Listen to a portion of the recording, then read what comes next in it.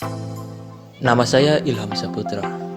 Saya memiliki suatu hobi yang menurut orang itu hobi yang sangat mahal.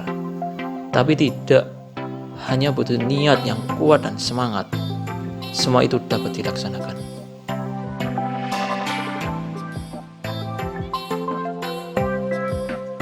Mendaki itu melelahkan, butuh perjalanan yang lama, serta jalan yang naik dan turun.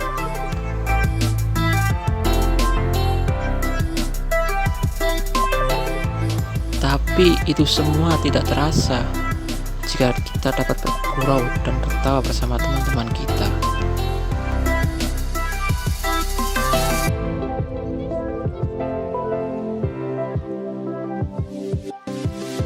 Di gunung itu kita bisa banyak bersyukur, dapat menikmati keindahan alam dari Yang Kuasa.